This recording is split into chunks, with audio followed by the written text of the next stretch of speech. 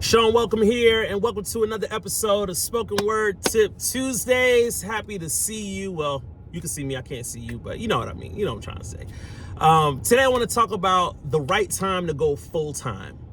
When is the right time to go full-time as a poet? This is something that I struggled with, and I thought it would be valuable to kind of walk some people who might be in that sort of mode of thinking, to offer just things to consider. And obviously I would pull from my own story and journey into that. But before I kind of lay out point by point what I think are helpful things to consider, I want to start off by saying that I think it's really healthy and helpful to take being a full-time poet off of this really high pedestal, right? I think that we should prioritize being happy, being fulfilled, being in alignment with what we believe we're supposed to be doing, like in the earth, right?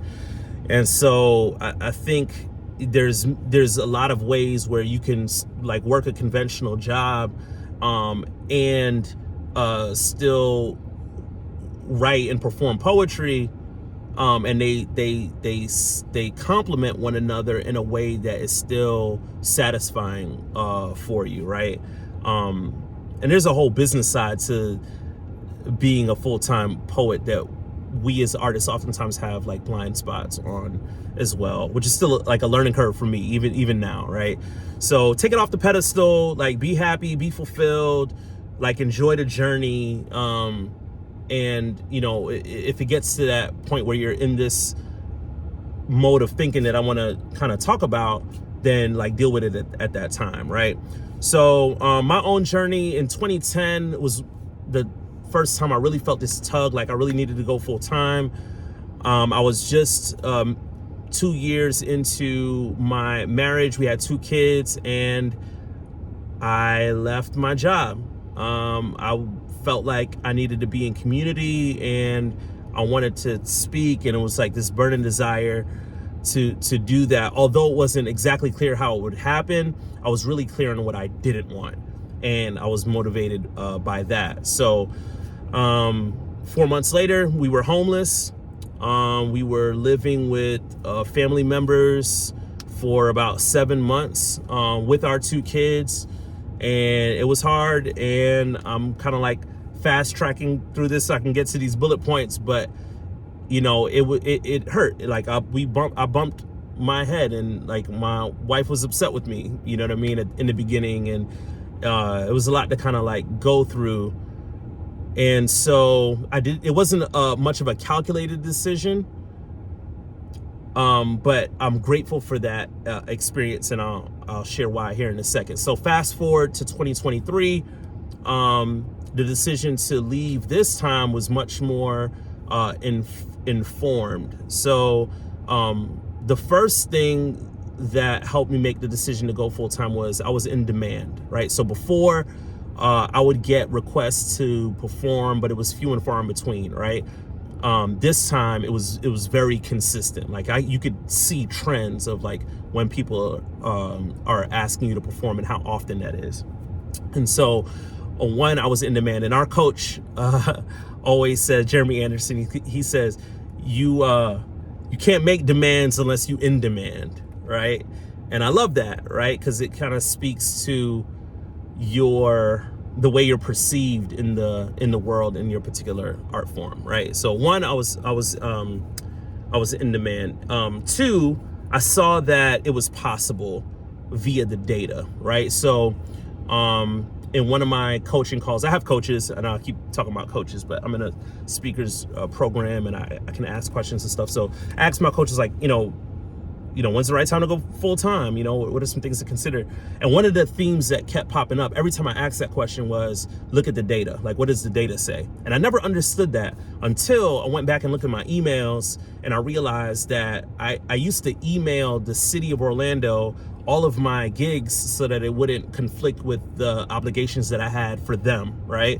And I was like, wow, I got this whole email trail of gigs. If I go back and look at how much I got paid for each one of them, I can get an assessment of how much I made that year just on gigs, just on performances, right? And in 2022, when I did that, it was like the end of November, early December of 2022. I realized that I made $85,000 on the side, like in addition to my job, across 92 engagements, right? And so that was so eye-opening for me. And it's like, I didn't even know it. I didn't know that like that it was possible to make that kind of money as a poet. And I wouldn't have known it unless I looked at the data, right? So 1, I was in demand. 2, I saw the data. And 3, I found help. I found help. Excuse me. I found help. So because of the influx of emails and requests here and there to perform, especially after becoming Poet Laureate, which also elevated my my presence, in addition to hosting an open mic night for 17 years and, you know, writing commercials for the Magic and all this other stuff. Like, my presence was much more defined at age 40 than it was at 27 when I failed the first time.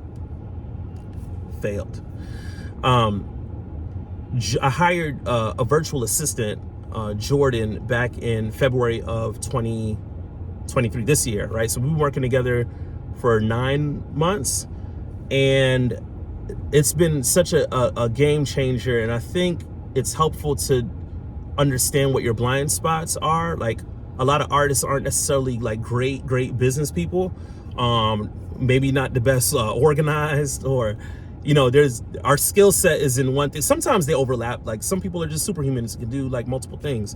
But to have somebody else that can sort of cover the areas that you're not great at, social media, whatever it is really helpful. And some of you might be like, okay, well, how do I find the right team? Like, I'm ready to go, Sean. Like, I'm ready to do this thing. I would say just going in on your craft and being excellent wherever you go attracts people, like the right people around you. Like, you'll start to pull that. And I read a book recently where I love this analogy, right? Before 2003, wasn't nobody tripping about the Cleveland Cavaliers, if you're a basketball fan, right? When LeBron gets there in 2003, all of a sudden, people want to play for the Cavs. You know what I'm saying? Or, you know, same thing with Golden State Warriors, right? Splash Brothers show up, Steph and Clay, and all of a sudden people, you know, they start to pique interest. Why? Because they see excellence on the team, you know. And there's ways that maybe we don't know who the right people are, but there's something about just going in wherever you're at that starts to attract people. So the third thing is I found help, right? And a quick bonus one is I already felt what it was like to fail, you know, to fail forward, I would say. You know, the fear and the sting of it not going right was already gone because what I went through back in 2010, you know, and into some of 2011. So one, I'd say take it off that pedestal, being full time. There's so many levels to this, and there's, you know, I'm not even all there yet, but I'm learning, right? And like, enjoy the journey. That's kind of like the preliminary thought. You know, assess whether you're in demand or start to create demand so that there's some consistency there. Look at the data, whatever data looks like for you, to assess what you can and can't, I say can and can't do, but it's better to make, you know, like an informed decision over like an emotional decision, right? And so there's that, and ask yourself, do I have people who can help me on this journey? Because being a full-time poet requires more than being a dope artist or a speaker.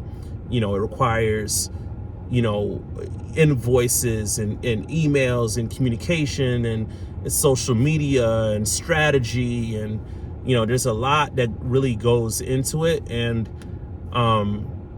you want to kind of organically like build into that, and really start to attract the right people that's consistent with like your own energy. So and don't be afraid to fail forward as well, right? So some of it is a risk, a lot of it is a risk, but these other things that you consider, I think, helps to inform when it's the right time to go full time.